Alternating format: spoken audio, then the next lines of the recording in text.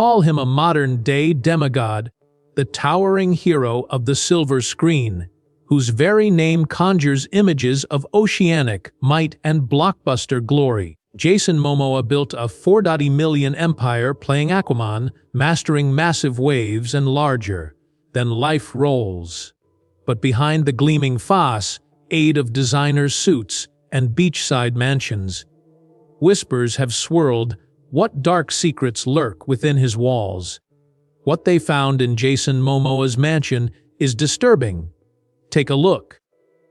Imagine pulling up to a sprawling estate perched on the cliffs, overlooking the Pacific, the sky painted in coral and lavender hues of sunset. The gate slides open with a low electronic hum. A long driveway snakes past manicured gardens and an infinity pool that seems to pour into the horizon. Palm fronds sway in a gentle breeze, and distant waves crash against the rocks below. At first glance, this is the dream, paradise personified, but appearances can deceive. Our journey begins at the massive oak front door, carved with symbols that echo Polynesian ancestral patterns. These motifs hint at the deep heritage Jason carries: Hawaiian roots, a legacy of warriors and navigators. You might expect warm hearth fires, the smell of exotic woods, the soft glow of family portraits. Instead, the interior feels unnaturally cold. The lights fluoresce overhead, casting harsh shadows across empty rooms that echo with a strange stillness. No laughter, no conversation, just silence punctuated by the distant creak of floorboards. In that hush, you notice the first oddity: dozens of notebooks stacked like monoliths on a glass coffee table, each leather-bound volume labeled with dates and cryptic codes. Inside, pages covered in neat cursive reveal therapy session notes, so intimate they read like confessions, rage outbursts, panic episodes, self-destructive impulses. These documents fell into public hands during a trial, tearing away the hero's mask to expose vulnerability and turmoil. On the surface, Momoa is the unstoppable force of a comic book legend. Yet these words speak of a man haunted by past traumas, struggling to keep demons at bay. Down the hallway, you step over an expensive Persian rug into a room that feels nothing like a celebrity's enclave. Sleek shelving houses unmarked boxes, no labels, no obvious reason, just rows of sealed containers. Rumor has it these hold court documents detailing allegations from nameless crew members, shocking testimonies of toxic behavior on set, whispers of on-location showdowns, angry tirades that left co-stars trembling, and threats directed at anyone who dared cross his path. You expect the glitter of trophies or display cases of movie memorabilia, but instead find only evidence of secrets he tried to bury. Turn another corner, and the atmosphere shifts again. A state of the art kitchen with stainless steel appliances and marble countertops, the kind of setup that could host a celebrity cooking show. Yet here, pots and pans gather dust, and the fridge hums emptily. It's as if the heart of the home has been abandoned. Which brings us to the most jarring discovery: a custom-fitted cooling unit for a van parked outside, not in the garage, but on cracked concrete by the guest house. Beneath the mansion's opulence lies the stark truth: Jason Momoa hasn't lived here for months. Word is, he's been sleeping in that van. An ostentatious homage to nomad life, or a desperate retreat from the pressured cooker world he inhabits. That revelation rewrites the narrative. This 20,000 square foot residence built at astronomical cost is no sanctuary.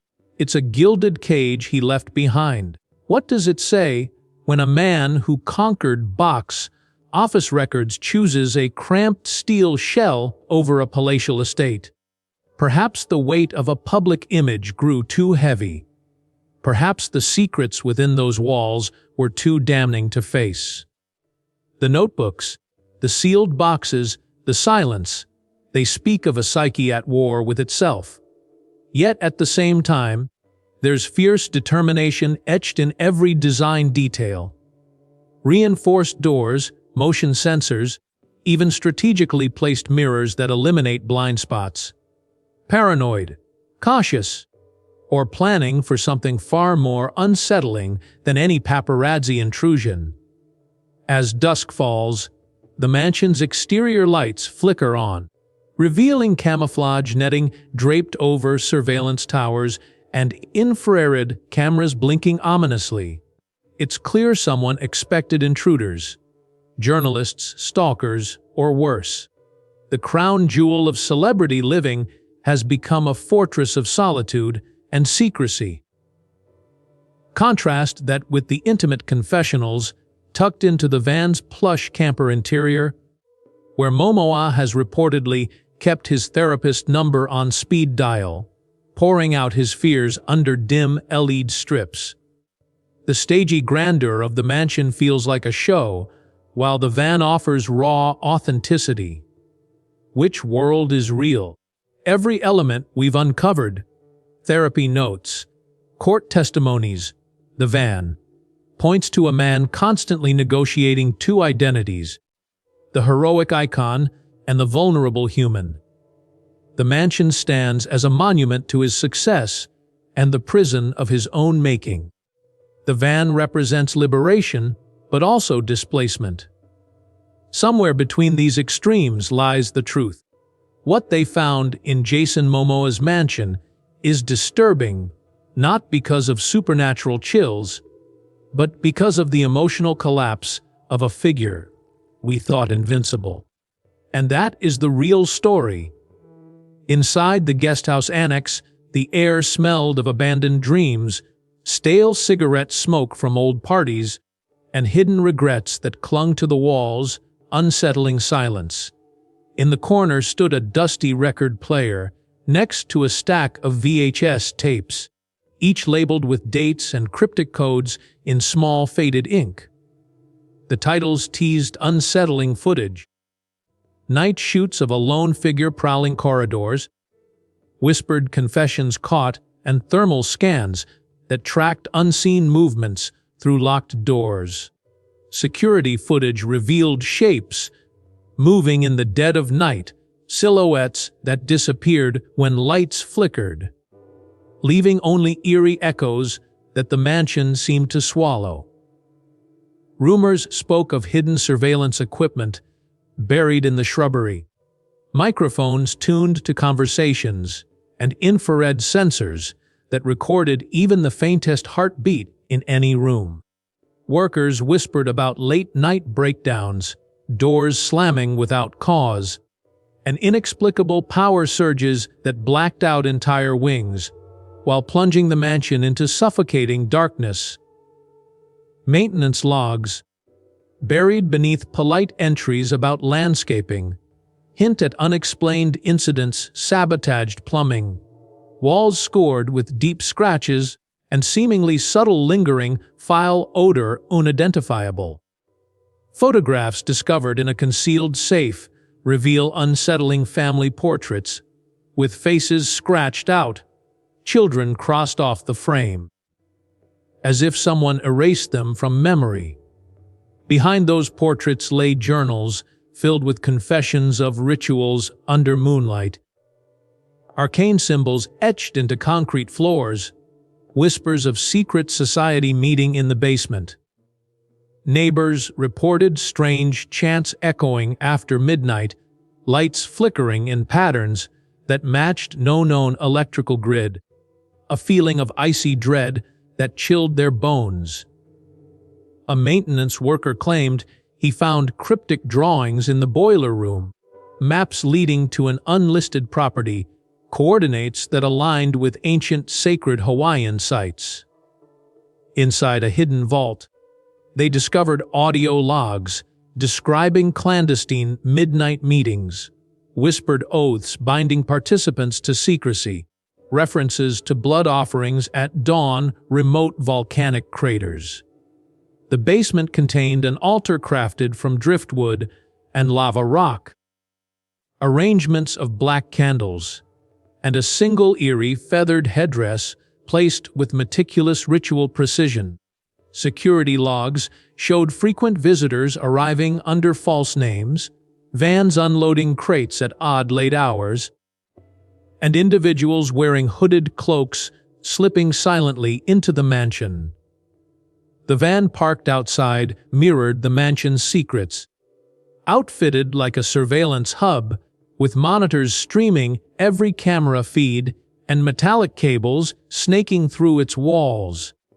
Inside that van, crew members found a folding desk cluttered with photographs, memos scrawled with threats, and diagrams mapping escape routes from the mansion's labyrinthine corridors. Among the scattered notes was a letter signed with only initials, ominously promising retribution for anyone who revealed the mansion's darkest secrets to the outside world. A secret compartment under the driver's seat concealed a stack of disposable cameras, each roll undeveloped, as if waiting to capture evidence too shocking to view.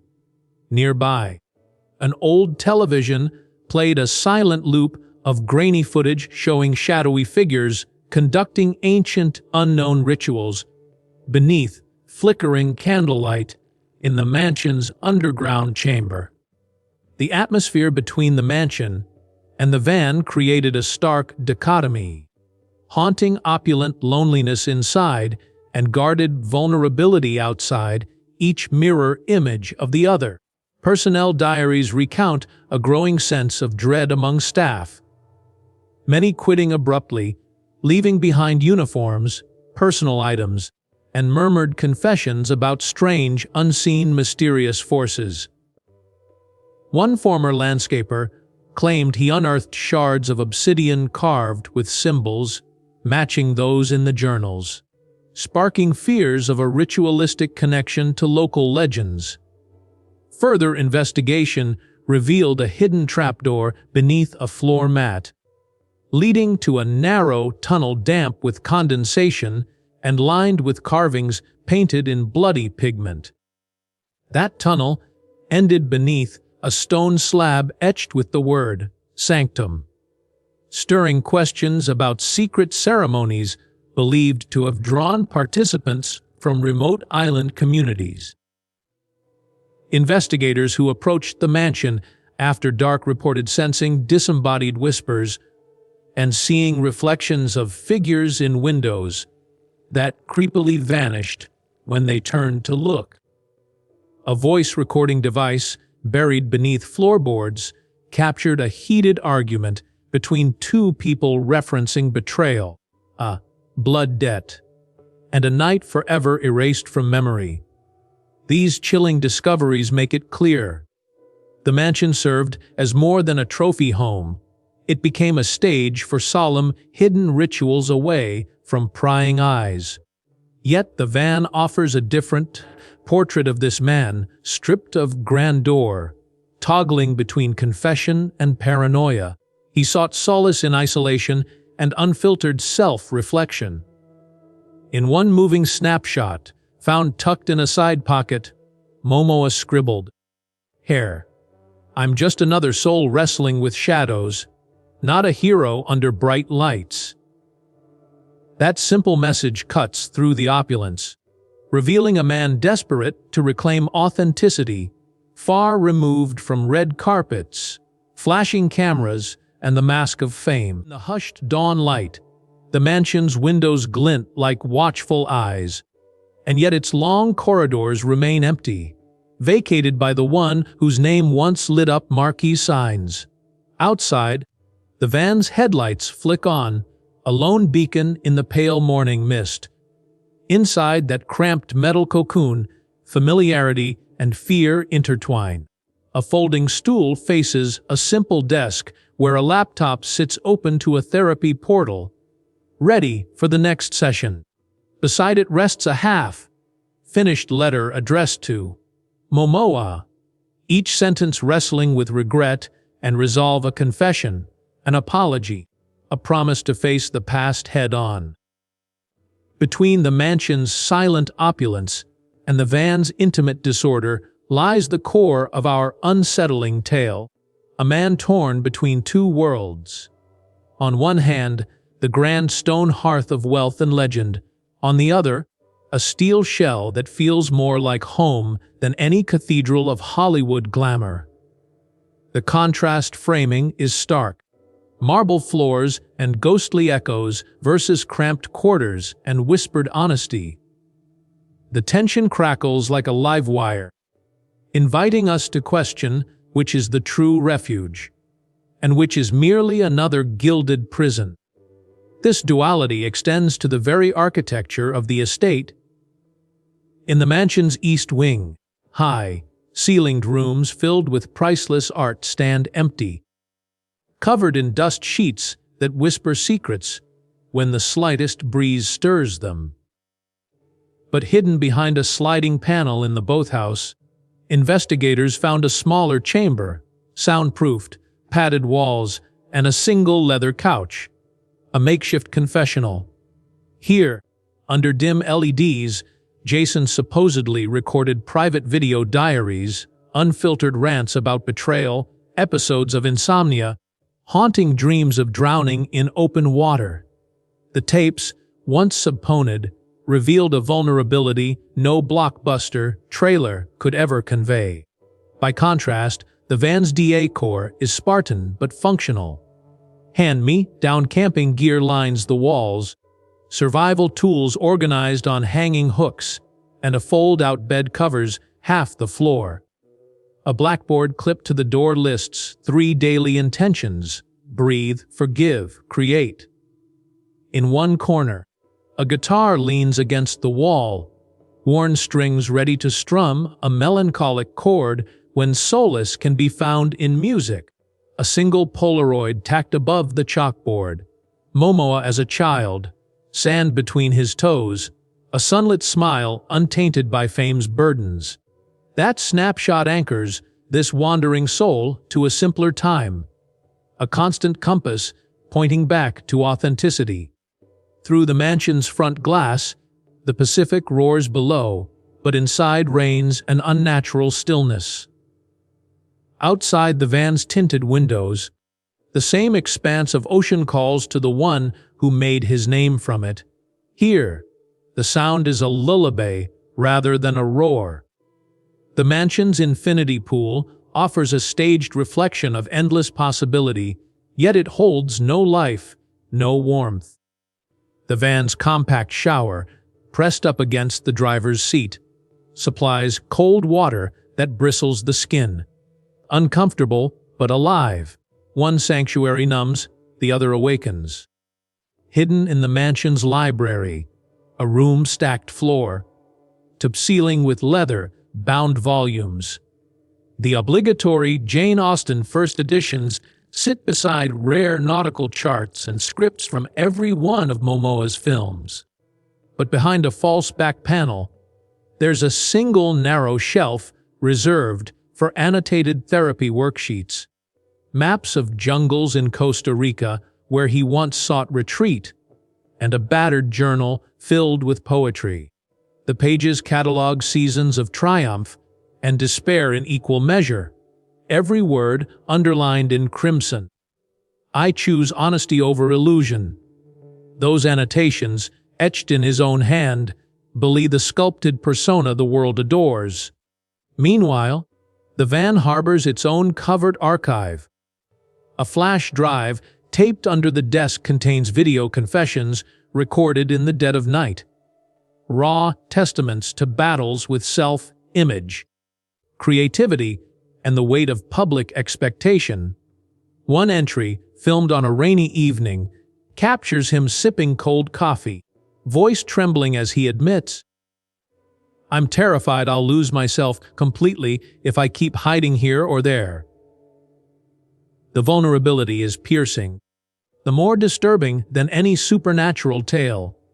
It cuts straight to the heart of what he truly fears erasure, not by external forces, but by the very fame he helped build. What they found in that mansion: sealed documents, concealed rituals, whispered testimonies, paints the trappings of a fortress. What they discovered in the van: poems, therapy calls, confessions, reveals a soul in search of freedom. The mansion walls suffocate, the van's aluminum shell rings with possibility, however precarious. Each element forms a puzzle piece of his psyche: the yearning for authenticity, the terror of being truly known, and the silent battles that rage when the cameras are off. As the sun climbs higher, the mansion's silhouette stands stark against the blue sky, a monument to success and secrecy. The van cradles the man himself, a nomad driven by conviction and haunted by ghosts, each mile bringing him closer to or further from the peace he seeks. This contrast, palatial silence versus vulnerable motion, drives the story home. The most disturbing revelations aren't buried in haunted basements or secret chambers, but in the cracks between public image and private reality. The question echoes long after the gates close or the van's engine hums down. Where does true sanctuary lie? In the cold embrace of luxury, or in the uncertain heartbeat of life on the road? Jason Momoa's empire may be crafted of stone and steel, Hollywood plots and box office triumphs, but his real battle plays out within a battered camper van, where honesty becomes both lifeline and catalyst for transformation. He wakes before dawn, the van's diesel engine silent, but the world inside already humming. The glow of city lights filters through tinted windows onto a folded map dotted with red X's and yellow highlighter loops. He studies each mark's secret coves, hidden covens, places rumored to carry ancestral power. It's as if his journey has become a pilgrimage in search of self, not stardom. Behind him lies the mansion, once a temple of celebrity grandeur. He remembers the cold marble floors and the hush that followed each footstep, the oppressive weight of expectations that clung to every corner. How strange that those halls, designed for royalty, felt more like a trap than a throne room. Yet here, in this cramped metal home, the walls breathe with possibility. Each scratch on the floorboards tells a story of miles traveled. Each dent in the linoleum carries the echo of laughter and tears. He moves to a portable stove and boils water for tea. Steam curls upward, a thin white veil against the steel interior. He flips through a battered notebook, the cover torn at the edges. Inside, sketches of ocean waves blend with diagrams of neural pathways, a testament to the tussle between his roots and his restless mind. One page reads, "Define success without applause." He pauses, fingers tracing the graphite lines, as if seeking an answer in the margins. Outside, gulls wheel overhead above the Pacific, their cries a stark contrast to the silence that dominated his mansion. He remembers the first time he saw those birds from his poolside patio, how their freedom felt like a personal insult. At the time, he owned property worth more than most nations' gross domestic product, but he envied their flight. Now, perched on a folding chair beside the van, he watches them swoop without a second thought, no chain of gold around their necks. He pulls on a jacket and steps out, feet sinking into cool sand. The mansion looms behind him, dark windows reflecting the moon. He wonders if anyone still lives within those walls, or if the ghosts of secrets past have claimed the place entirely. A barrier stands between him and that world, a wrought iron gate that he last crossed with a box of his own belongings. There was something symbolic in that act, walking away from excess toward uncertainty. The thrill of abandonment clashed with the fear of being truly homeless. Back in the van, he rehearses a conversation with the unseen audience that occupies every corner of his mind. "I choose the unknown," he says aloud, voice low in the confined space. "I choose vulnerability." The words hang in the air, heavier than any script he's ever learned. Here, there is no director's cut to shape his performance, only raw emotion, unedited, unfiltered. It terrifies him, yet it invigorates him in equal measure. He scrolls through his phone, eyeing headlines proclaiming Momoa's mansion haunting, van life or publicity stunt. The uncertainty fuels the fire in his chest. He types a reply beneath an anonymous comment. "If you truly knew me, you'd realize the scariest monsters are our own reflections." He hesitates, almost deletes the line, then presses send. The screen blinks, confirming message posted. A small act of defiance, a flicker of authenticity. Afternoon sunlight turns the van's interior to a furnace. He cracks a window, loses the fight against the heat, and pulls out another notebook, this one slim and unlined. He jots down a mantra: embrace the unknown, reject the facade. At that moment, the line between hero and man dissolves. There are no CGI spectacles here, no stacked green screens, only a single figure wrestling with identity in a box of metal and solitude. Night falls. He seals the windows and prepares for his next video session, the camera mounted on a tripod beside the kitchenette. His therapist's voice crackles through headphones, a distant anchor in the storm of his thoughts. They talk about boundaries, self, worth, the scars left by childhood trauma. He learns to name his fears, not as obstacles to be buried, but as part of the tapestry that makes him whole. Through the lens, the world watches him, expecting blockbuster secrets. Instead, they get confessionals steeped in humanity. Later, he steps out and peers up at the mansion perched on its private cliff. Lights glitter in the windows like dying stars.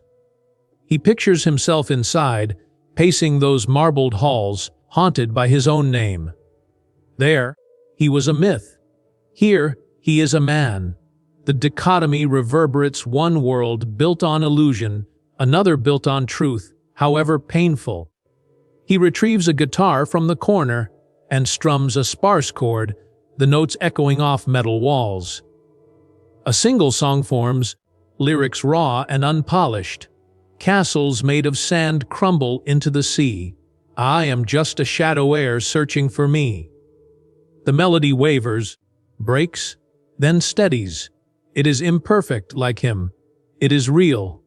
As midnight approaches, he climbs into the van's makeshift bed, tucks himself in under a threadbare blanket. Outside, waves lap the shore, a lullaby for the restless. He closes his eyes and lets the rhythm carry him into dreams unshrouded by marquee lights. In those dreams, he walks free, neither hero nor villain, just a soul on the brink of self-discovery. In the morning, he will pack the van and head toward the next horizon, another abandoned church or mountain pass where silence reigns supreme. He will carry the ashes of his old life inside him, weighty yet precious. And somewhere between the mansion he left and the road he now travels, he will uncover the real treasure, the freedom to be flawed, the courage to be exposed, and the peace that comes from facing shadows in their darkest hour. By midday, he's on the move again, rolling down a two-lane highway that hugs the coast. The van's engine purrs steadily, whitecaps glinting through the windshield.